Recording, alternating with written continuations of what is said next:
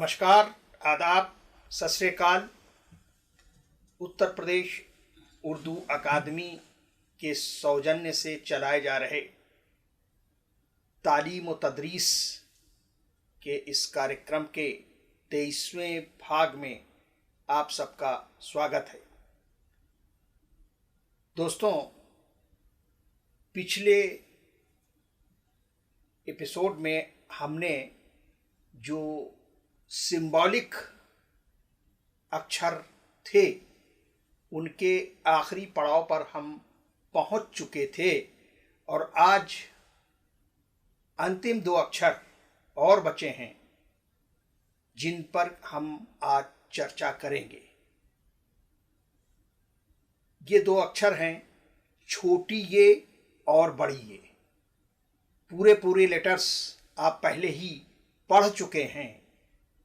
आज नंबर है सिंबॉलिक छोटी ये का और सिंबॉलिक बड़ी ये का, कि जब हम पूरी ये छोटी हो चाहे बड़ी हो यदि नहीं इस्तेमाल करते हैं तो हम उनके सिंबॉलिक के तौर पे कौन कौन सी आकृतियां हैं जिनको लिखकर या देखकर हम समझ सकते हैं कि ये का सिंबॉलिक है। देखिए, सबसे पहले छोटी हो ये हो और चाहे बड़ी ये हो, उसका सिंबॉलिक पहचानने के लिए सबसे पहली जो पहचान है वो है नुक्ते। दोनों ये को पहचानने के लिए नीचे 2 नुक्तों का होना बहुत ज़रूरी हो। चाहे आप देखें 2 नुक्ते और चाहे आप अगर लिख रहे हो तो लिखें 2 नुक्ते, लेकिन छोटी ये हो चाहे बड़ी ये हो, इन दोनों के सिंबॉलिक लिखने के लिए और चाहे पढ़ने के लिए ये बहुत ज़रूरी है कि आप ये देखें कि इस खांचे के नीचे 2 नुक्ते बने हैं या नहीं। ये बहुत ज़रूरी है। और जहाँ तक सिंबॉलिक का सवाल है, छोटी ये और बड़ी ये के सिंबॉलिक बिल्कुल वैसे ही होंगे जैसे कि हमने शोशे पढ़ाते समय आपको 3 प्रकार के शोशे बताए थे। एक सिर्फ खांचे, छोटा सा खांचा, एक डायगोनल 45 डिग्री का एंगल, उसके नीचे 2 नुक्ते, एक लंबवत यानी कि 90 डिग्री का एंगल और उसके नीचे 2 नुक्ते। 3 जो शोशे हमने पढ़ाए थे वही तीनों ये का सिंबॉलिक हो सकते हैं, चाहे छोटी ये हो और चाहे बड़ी ये हो, मगर नीचे 2 नुक्तों का होना बहुत अनिवार्य है ये जताने के लिए, ये की आवाज़ निकालने के लिए और या ये की आवाज़ जताने के लिए अगर लिख रहे हो आप तो, मगर 2 नुक्ते नीचे बहुत ज़रूरी हैं। अब सबसे पहले हम आपको छोटी ये और बड़ी ये लिख के दिखाएंगे और आपकी याददाश्त को ताज़ा करेंगे कि किस तरह से आपने छोटी ये और बड़ी ये को पढ़ा था। देखिए, छोटी ये ऊपर की 3 लाइन में लिखा जाएगा, बड़ी ये बीच की 2 लाइन में लिखा जाएगा, जैसे कि हम आपको लिख के दिखा रहे हैं। ये महज हम आपको याद दहानी करा रहे हैं। ये पढ़ तो आप बहुत पहले चुके हैं। ये देखिए,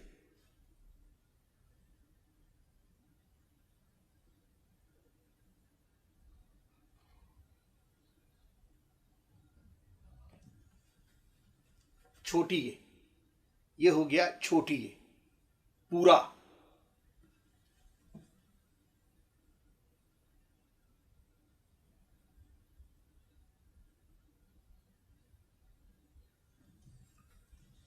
और ये हो गया बड़ी ये पूरा। तो जो पूरे लेटर्स हमने आपको काफ़ी पहले पढ़ाए थे वो ये 2 हैं, ये छोटी ये है और ये बड़ी ये है। अब हर जगह इतना बड़ा आकार स्थान के दृष्टिकोण से जहाँ संभव न हो वहाँ पर आप इन्हें सिंबॉलिक ये सिंबॉलिक छोटी ये और सिंबॉलिक बड़ी ये भी लिख सकते हैं। चलिए पहले हम आपको सिंबॉलिक छोटी ये के कुछ उदाहरण पेश करते हैं और दिखाते हैं कि किस किस तरह से छोटी ये हम लिख सकते हैं।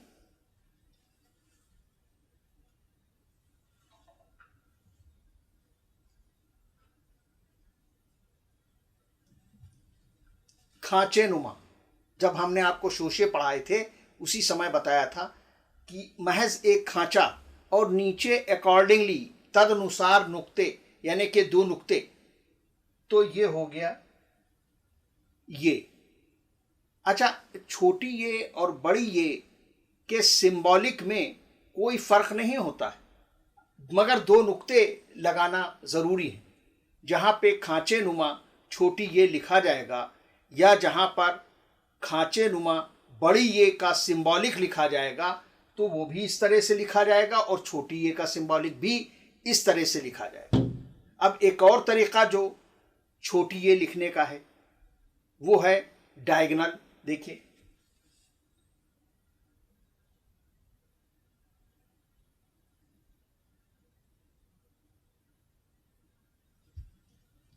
एक 45 डिग्री का डैश हमने आड़ा सा बनाया और उसके नीचे 2 नुक्ते रख दिए। नुक्ते हम जैसा बता रहे हैं कि कंपलसरी हैं। अब अगर हमें यम लिखना है, यम, तो ये देखिए इसी में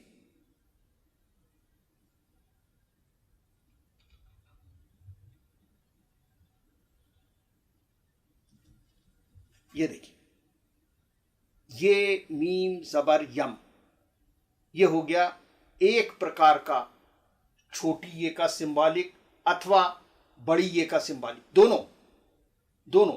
अच्छा, हिज्जे के पॉइंट ऑफ व्यू से हम आपको यहाँ क्लियर कर दें कि जब आप छोटी ये में कोई अक्षर मिलाएं या बड़ी ये में कोई अक्षर मिलाएं तो आपके लिए ये ज़रूरी नहीं कि हिज्जे लगाते वक्त छोटी बड़ी का उल्लेख करें। ये मीम ज़बर यम कह दिया आपने, काफ़ी है। ये रे ज़बर यर कह दिया आपने, काफ़ी है।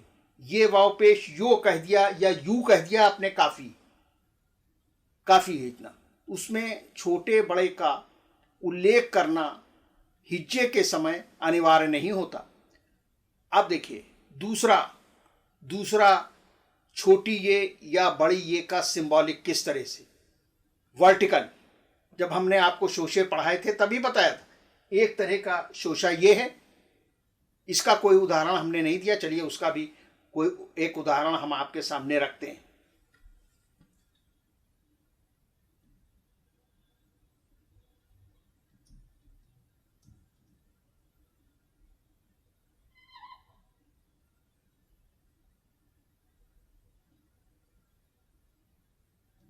अब देखिए ये रे, ये का शोशा, रे ये जे रे, रे ये जे रे और तेज साकिन रेत, बालू को कहते हैं रेत।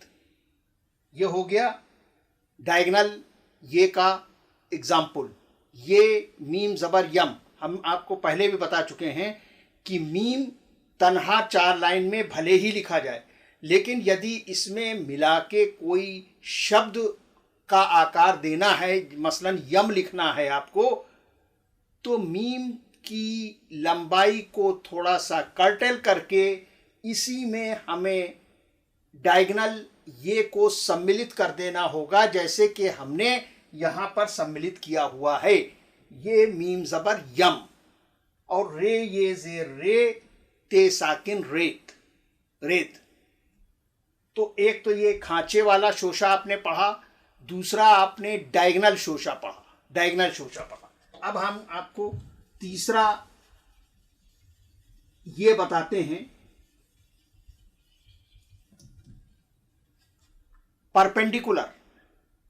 परपेंडिकुलर। ये जो आमतौर पे वाव में मिलाया जाता है। कैसे? ये देखिए इस तरह से।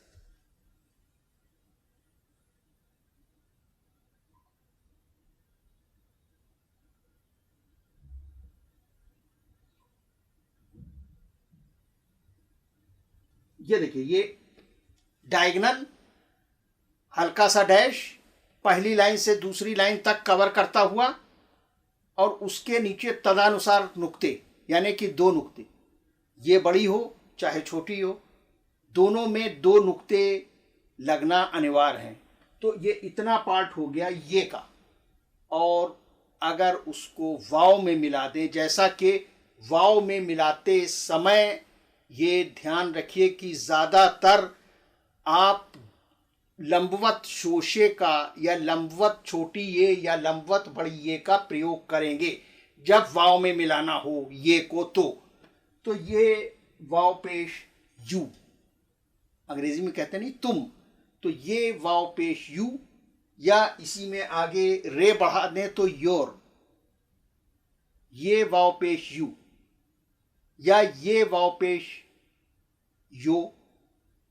इसी ये चाहे बड़ी ये हो और चाहे छोटी ये हो, दोनों में इस तरह का शोशा लंबवत लगेगा।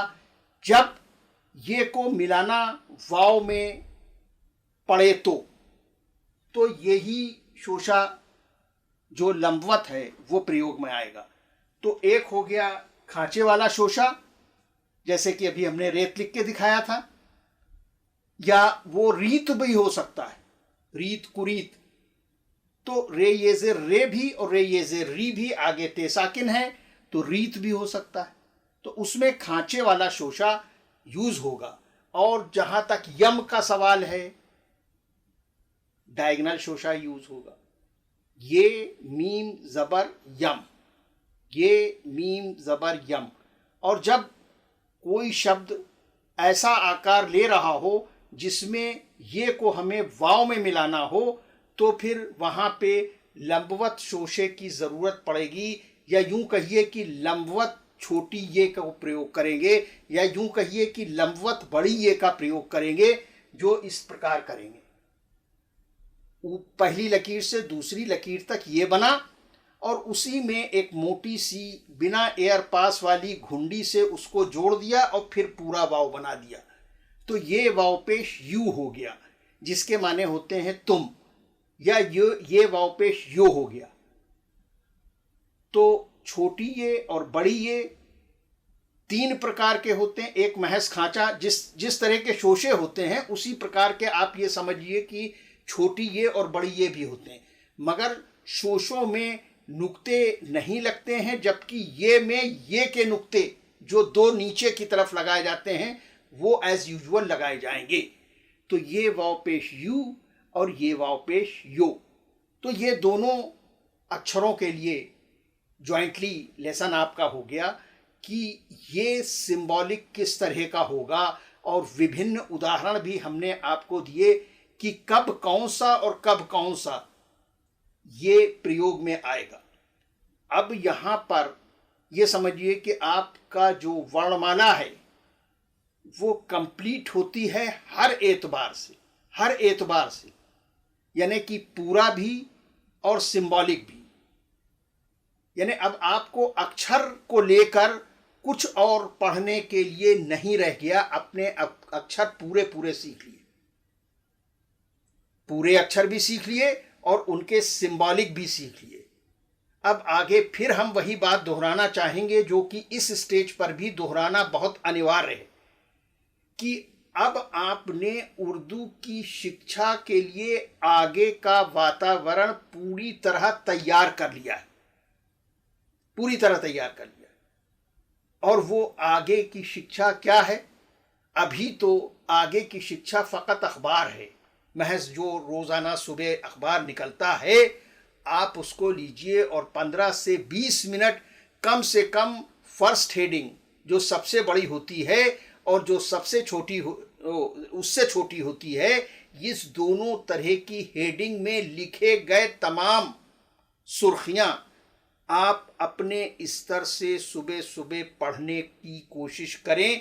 ये सबसे बड़ा प्रैक्टिकल होगा उर्दू लैंग्वेज के साथ, और इससे आप में बहुत बुनियादी महारत आने लगेगी। आप इसको खुद महसूस करेंगे कि हाँ, ये बात सही है कि मात्र अक्षरों के ज्ञान से ही हम अगर अखबार को बतौर प्रैक्टिकल यूज़ करें तो हम उर्दू के ज्ञान को लेकर किस कदर सक्षम हो सकते हैं। अब देखिए, अब यहां हम आगे बढ़ेंगे कि ये जितने अक्षर हैं, अभी अभी जो हमने आपको सबक पढ़ाया कुछ देर पहले दुचश्मी हे का, तो हम अगला चैप्टर लेंगे मुरक्कब हरूफ क्या होते हैं, कैसे बनाए जाते हैं। मुरक्कब हरूफ यानी जो आवाजें उर्दू के एक सिंगल अक्षर के माध्यम से नहीं निकल सकती हैं, हम उन्हें लिख भी नहीं सकते हैं, हम उन्हें बोल भी नहीं सकते हैं, उसके लिए उर्दू में क्या व्यवस्था दी गई है, उसका लेसन और उसकी प्रैक्टिस, इन दोनों पर हम आगे आपका अगला लेसन अभी लेंगे। तो सब अच्छा, इन्हें कहा जाता है मुरक्कब हरूफ। मुरक्कब के मानी होते हैं, देखिए ये एक हिकमत भरा शब्द है। मुरक्कब के मानी होती है एक तत्व से ज़्यादा को मिला के किसी दो, भले ही दो तत्व हों, उनका मिश्रण भी मुरक्कब कहलाएगा। तो यही हाल अक्षरों का है। तो उर्दू में जो आवाज़ें नहीं हैं, लेकिन उर्दू बोलते वक्त उन शब्दों को तो बोला जाएगा जिनमें वो आवाज़ें निहित हैं, तो उसको कैसे बोला जाएगा, उसके लिए हमें प्रकाश पहुंचाएगा, लाइट देगा मुरक्कब हरूफ। मुरक्कब हरूफ मसलन अब देखिए, बे में दुचश्मी है मिला दी भा, कैसे, ये देखिए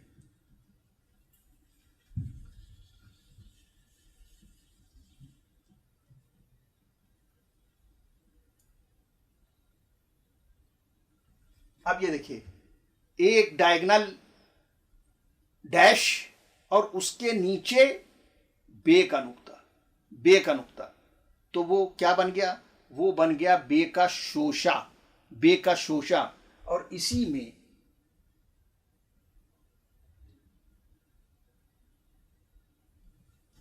दुचश्मी है को इसी खूबसूरती से के साथ ऐड किया। दुचश्मी है की जो अपनी निर्धारित लेंथ है वो भी बीच की दो लाइनें हैं, और अगर इसमें कोई और अक्षर मिलाना हो, खासकर ये इसके मुरक्कब हरूफ का, तो कैसे मिलेगा, बे में दुचश्मी है मिल गया तो भा हो गया।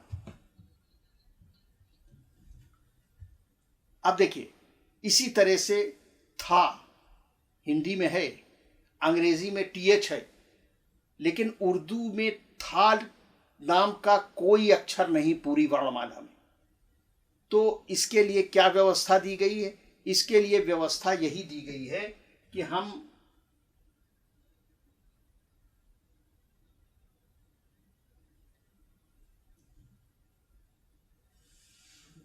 ये देखिए, ते बनाया वही डायगोनल, अभी ये डायगोनल ही चल रहा है, ते का शोशा एक डायगोनल बनाया उन्हीं दो लाइनों के अंदर, और उसमें दुचश्मी हे को खूबसूरती के साथ इंक्लूड कर दिया। तो ये हो गया, देखिए बोर्ड पे लिखा हुआ है था थ्योरी, या इट वाज था। तो इसी सूरत, इसी में अलिफ मिला देंगे तो ये देखिए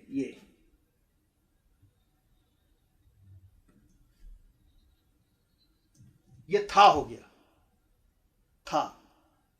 अब देखिए उसके बाद में ठा कोई अक्षर पढ़ा है आपने, उर्दू में ठा नाम का कोई अक्षर नहीं होता है, तो उसे भी मुरक्कब हरूफ जो है वो प्रदर्शित करता है। कैसे, ये देखिए,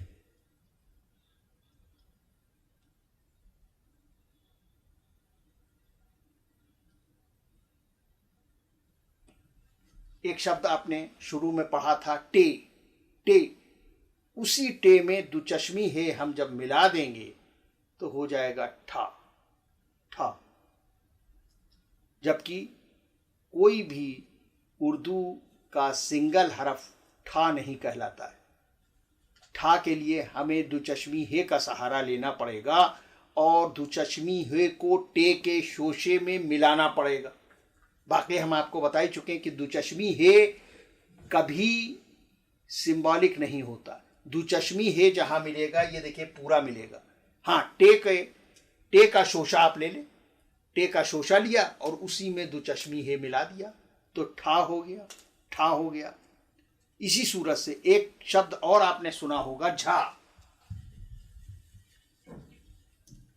झा भी कोई सिंगल लेटर उर्दू में नहीं है, कोई भी एक हर्फ झा के नाम से नहीं जाना जाता है।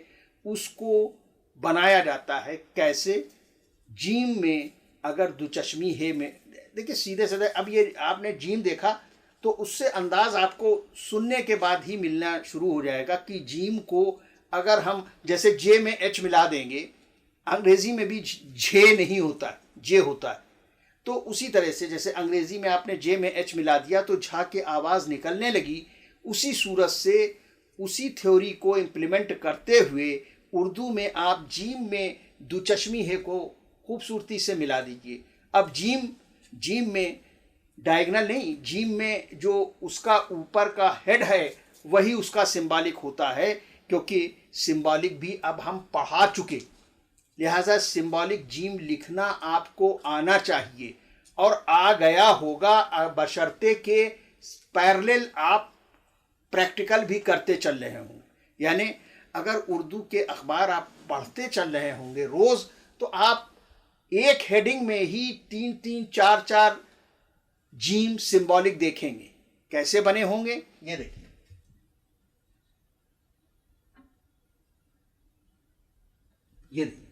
ये सिंबॉलिक जीम है। अब इसी में हमने दुचश्मी है को बड़ी खूबसूरती के साथ इंक्लूड कर दिया, बिना लेंथ की पाबंदी तोड़े। लेंथ वही 2 लाइन की रहेगी, झा भी 2 ही लाइन में लिखा जाएगा। वो अगर झा लिखना है, एक कास्ट भी होती है, तो उसमें अलिफ जब आप मिलाएंगे तब उस अलिफ को जरूर 3 लाइन तक ले जाएंगे, लेकिन झा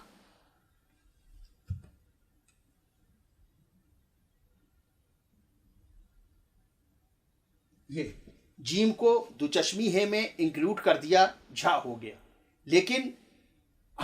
लेकिन बिना उसकी जो निर्धारित लेंथ है उसको तब्दील किए हुए।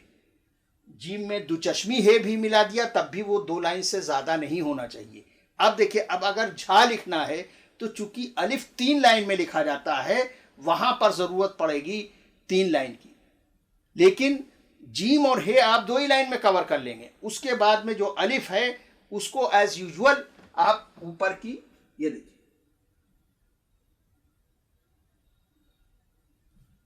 ये हो गया झा। जीम दुचश्मी है, अलिफ जबर झा। जीम दुचश्मी है उसी तरह 2 लाइनों के बीच में, मगर अलिफ उसी के साथ उसी में जोड़कर फिर परपेंडिकुलर ऊपर तीसरी लकीर तक हम सीधी लकीर खींच देंगे तो हो जाएगा झा। झा।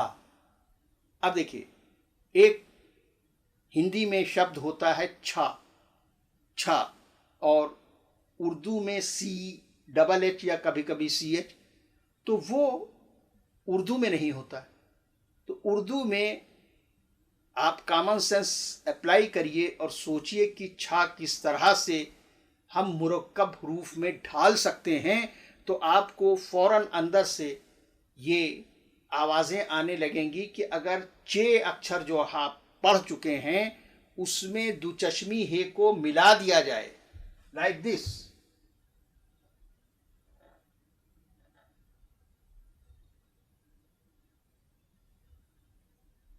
मगर चे के नुक्ते अवश्य लगाएंगे। अक्षर की जो मूल आवाज है, जो मूल अक्षर है, उसमें नुक्ते ही उसकी असलियत होते हैं। चे के नीचे 3 नुक्ते और जीम के नीचे 1 नुक्ते। ये हम जिस वक्त आपको पढ़ा रहे थे उस वक्त भी हम ये कह रहे थे कि इसके साथ ही आप सबक को रटिएगा। तो चे के नीचे 3 नुक्ते तो चे बन गया, इसी में दुचश्मी हे को इंक्लूड किया तो छा हो गया। यूं छा कोई हर्फ नहीं होता है, लेकिन छा को मुरक्कब हरूफ के तौर पर ढाला जा सकता है। कैसे? चे में दुचश्मी हे को मिला करके। अब इसी को अगर आपको छा कहना है, छा जा भाई छा जा, तो ये देखिए,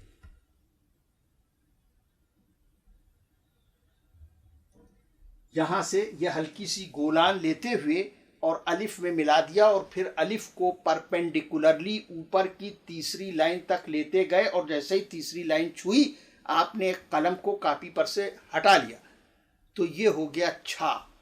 छा, जा, झा, चा, छा और छा, और भा और था और ठा उससे पहले आपने पढ़ा। अब आइए आगे बढ़ते हैं और बात करते हैं धा की। धा की, धरना। तो आप कल्पना कीजिए कि दाल को धा में कैसे बदलेंगे हम। ये देखिए,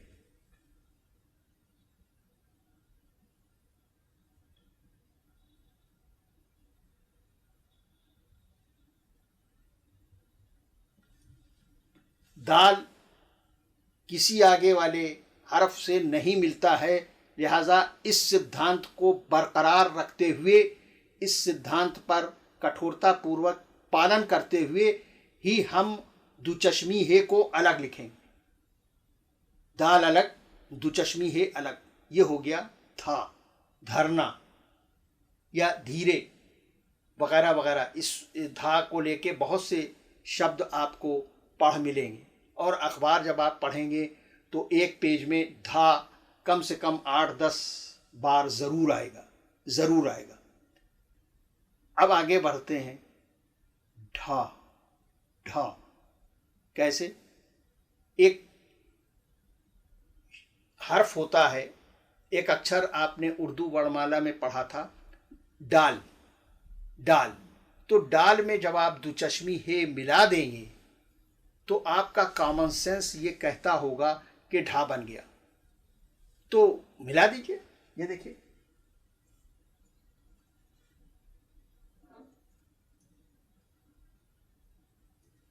अब देखिए डाल को, जैसा कि आपको, अगर आपने वर्णमाला याद रखी है तो डाल के ऊपर एक तोय बनता है, तो वो मूल रूप में डाल बनाएंगे आप, यानी तोय समेत। तो ये आपका डा हो गया।